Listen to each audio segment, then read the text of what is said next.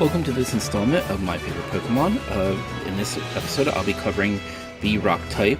Sorry about the train in the background. So, I just happen to like these Pokemon. It has nothing to do with competitive play. It has nothing to do with whether or not it's the most powerful Pokemon. It has nothing to do whether it's good for, online play.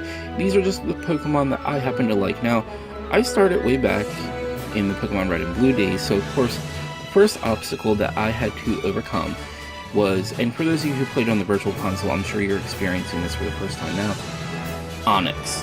Onix is this really hardcore defense rock dragon. Oh, it's a rock snake. Now, stone dragon that you have to get past, and it's really the first hurdle that you have to overcome.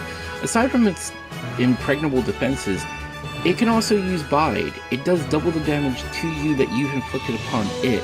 So just when you have it down to that slither of health, yeah, it's going to hurt you very badly. In fact, it can be very disheartening because it might take out your star Pokemon, and then you'll have to switch to something else that may not be able to get rid of that small slither just because Onix is that, defense oriented. And then when you have to catch it, Onix is very hard to catch in and of itself, and it's well worth the effort that it takes to catch it. Onix is very, very powerful with moves like Earthquake and Dig. I like teaching Pokemon Dig, I really do. Even with Stone Edge, you can go with some tail-oriented moves like Iron Tail. But in Gen 2, it got access to Dragon Breath, which I like using, because then, there's always that chance of paralysis, and that's how I went about using it. But I always just used Onix solely for, it's this defense Pokemon, and you get, I liked spamming the Earthquakes and the Digs. Other moves for it, not so much. I didn't mind using Sandstorm with it though. Now, you can teach Double Edge, and then, or even Takedown, because it does have that Rock Head ability, so it won't take any recoil damage. That could be a really huge thing, because the opponent's like, oh, it'll take some damage. Nope, it won't even take the recoil. Now, the next Pokemon that I found to be the rock Pokemon that I like, mostly because I'd always hoped there'd be a day when its horn, which is a drill, would come into play, and finally it does. It gets Drill Run. And then, I'm talking about Rhydon, of course.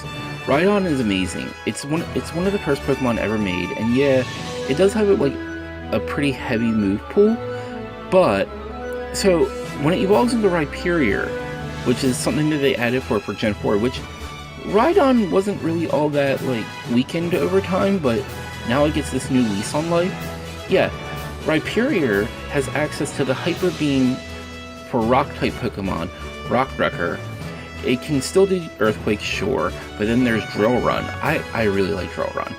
And, with a move like Thunder Punch, it's all the better, but, it has this, ability, Battle Armor, I believe, in which it takes half damage from super effective moves, so that is amazing in and of itself. It gets stronger and it gets more armor, and then it gets this overpowered move, this all-out attack, in which I like to imagine, because it shows that it has holes in its hands, that it's just pulling this giant boulder, and then it uses the air pressure within its arms to fire off these giant boulders. It actually says in the Pokedex that it uses Geodudes as projectile weapons. That's pretty BA if you ask me. But not all Rock-type Pokemon are about defense. Cranidos and Rampardos, they're very powerful Pokemon as well, and they're very offense-oriented. In fact, they start out with moves like Headbutt, because with a name like Cranidos, it's going to be cranium-oriented, get it? Ha ha ha. And I do believe it comes from the skull fossil. Yeah, you get this T-Rex thing, and then when it evolves into Rampardos, it has that awesome V-fin, or yeah, I'm going to say V-fin, V-horns. It kind of reminded me of Veedramon, to be honest with you. But its final move that it learns, Head Smash. It does take recoil damage, but still, this is a heavy-hitting rock-type move. And it's one of the few Pokemon that I believe actually learn it. Although, I kind of wish it was the only Pokemon that learned it, because it was kind of like a signature thing for it to know. In fact, whenever we saw it in the anime, it was it would do that move, and it just seemed like it was its own unique move onto itself. But still, it was also labeled as the ultimate spear, so of course I wanted to use this Pokemon, and I had a lot of fun with it, mostly because it's another rocky dragon looking thing, but I did teach it Flamethrower just to deviate a little bit.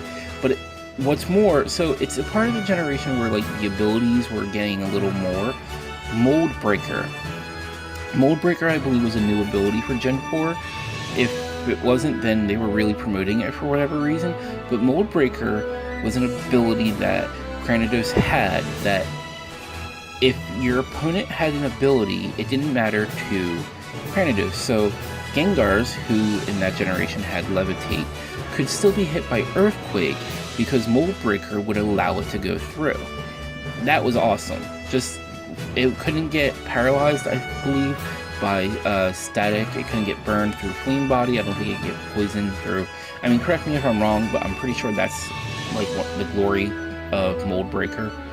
But still, then, in the most current generation, Generation 7, Rockruff and Lycanroc are high-speed Pokemon. Well, at least Lycanroc midday form. Yeah, Lycanroc midday form has Accelerock, but Rockruff itself is pretty quick, and you expect because it's a rock type, it can take like hits, but I found no, it's pretty fragile, actually. But that speed and that power, like, it's not your regular rock type. It really made you think differently about how to view the type and how to use the Pokemon. Like, you have the thing about the individual Pokemon, not just its type. Like, it really makes you work a little bit more. But then it gets that awesome quick attack rock move, Accelerock, which is just awesome to say, like, Accelerock. Yeah, it's really a great and fun move to use. And given that, you can take out many flyers, which, again, midday form doesn't have any problem with speed, but still, it's this cool wolf Pokemon, and it kind of reminds me of Tiger of the Wind from Monster Hunter, if you remember that game at all.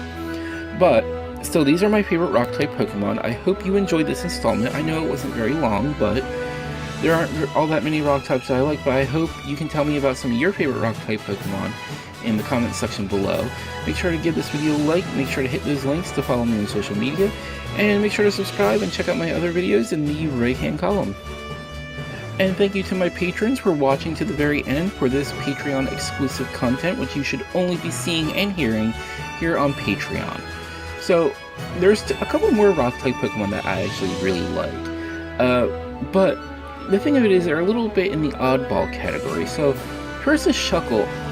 Shuckle is known to have some of the highest defense stats in all the Pokemon world. However, its other stats, such as attack, special attack, and speed, they're nothing to write home about. But that's not the point. Shuckle is made to be the ultimate defensive Pokemon. It just can't really defend itself, and its typing doesn't really allow for all those things to happen, but, that's not really what I like about Shuckle. I just like how weird it is.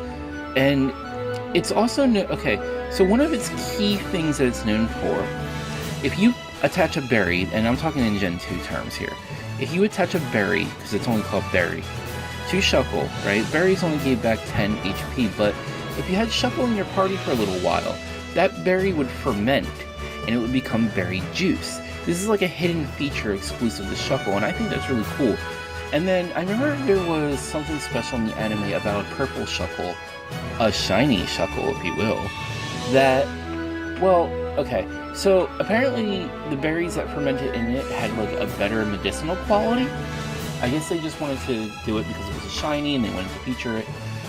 But to find Shuckle, you had to use Rock Smash on rocks and hope that it popped out. Otherwise, you would leave the area, come back to the area, and keep searching.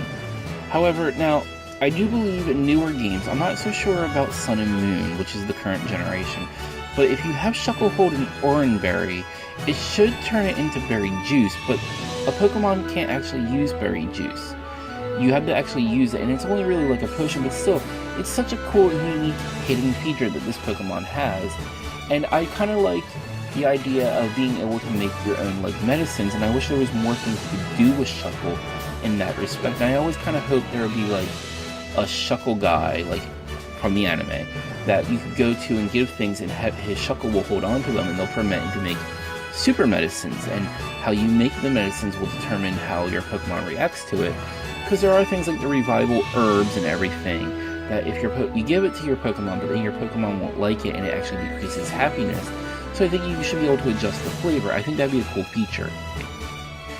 The other Pokemon that's like a new one that's kind of an oddball would be Minior. Minior is a rock flying type, and it's from Gen 7. It's got this ability called Shields Down. Once it takes so much damage, its outer shell will break, revealing its inner core. Now, the inner core is what makes this Pokemon special, because there's like 6 or 7 different colors. I, of course, prefer the green one, but I do believe there's indigo, light blue, red, I think pink, but the shiny one looks like space, like a starry sky. I believe there's a yellow one and an orange one, yes.